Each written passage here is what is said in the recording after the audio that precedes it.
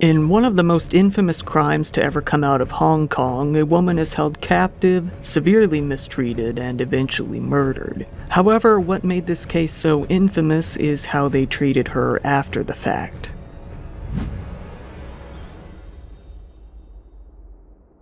Some stories cut more deeply than others.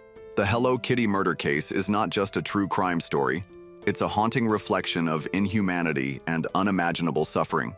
At its core lies the brutal loss of a woman who deserved a chance at life, and a horrifying reminder of how society so often fails its most vulnerable people. This case grabs attention for its gruesome details and the emotional wreckage it left behind. It's impossible to talk about this tragedy without grieving both for Fan Man Yi, a woman robbed of peace and dignity, and for a community forever scarred by what happened. Fan's story is one of pain, exploitation, and loss, but it's also a reminder to look closer at the lives of those living at the margins. Her tragedy demands that we slow down, take notice, and fight for a better world where things like this don't happen in silence.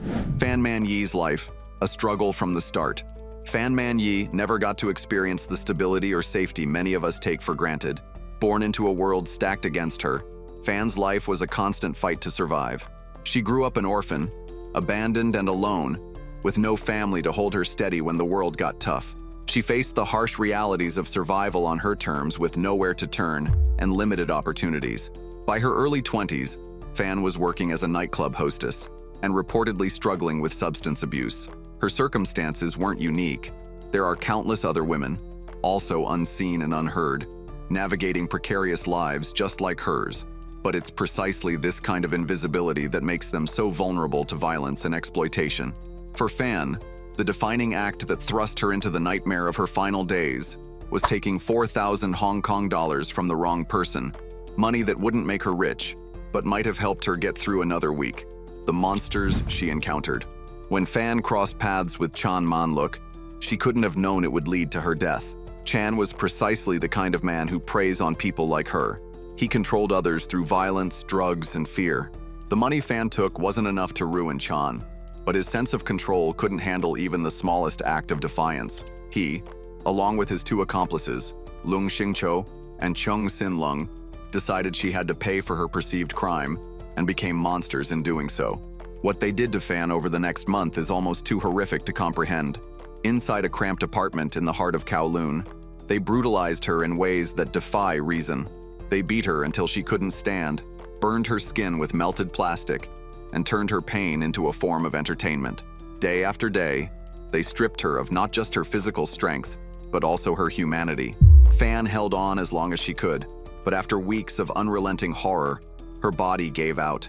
Even in death, her captors denied her dignity. They dismembered her and desecrated her remains, stuffing her skull into a Hello Kitty mermaid doll.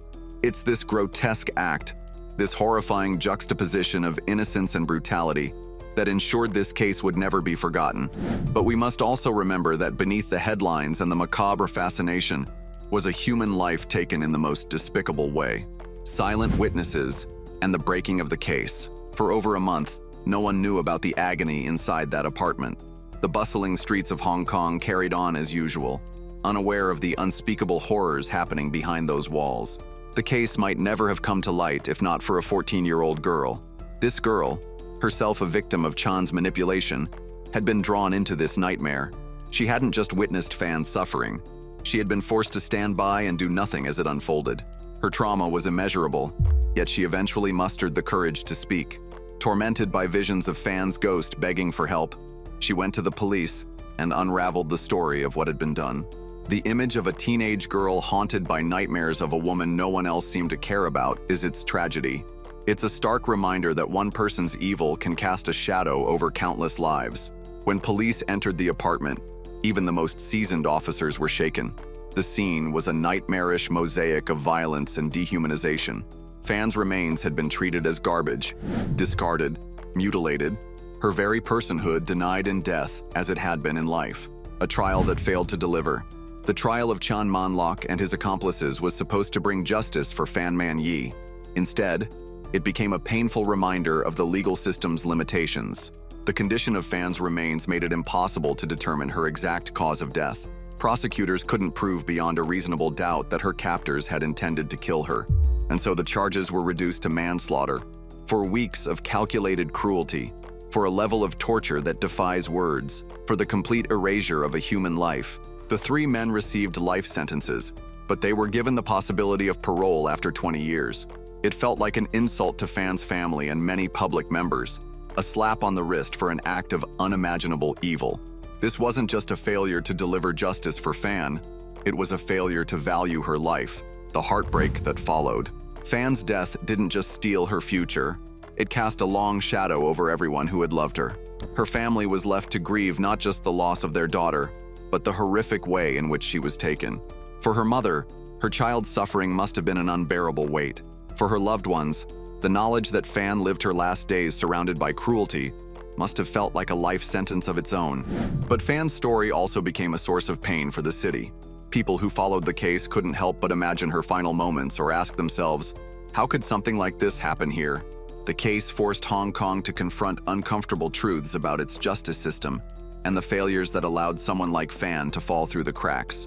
What can we learn from this? The Hello Kitty murder case isn't just about a woman's suffering. It's a wake-up call, a plea to pay attention to the vulnerable, demand accountability, and fight against the conditions that expose people like Fan to harm. Her story reminds us that society only functions when it protects its weakest members. Without that, we risk more tragedies like hers, and the knowledge of that should haunt us all. Fan Man-yi didn't deserve what happened to her. She deserved peace, stability, and the chance to rebuild her life. She deserved to be more than just a headline or a cautionary tale. For her sake, we must do better. We must demand systems that value every life, laws that deliver real justice, and communities that look out for one another. Fan's life may have been stolen, but her story can still mean something. It can remind us to fight for the voiceless, to pay attention to the forgotten, and to strive for a world where no one has to endure what she did. What do you think? Can society learn from cases like this? Did the legal system go far enough? Share your thoughts below, and join us in remembering Fan Man-yi as more than just a victim, but a human being who deserved much better.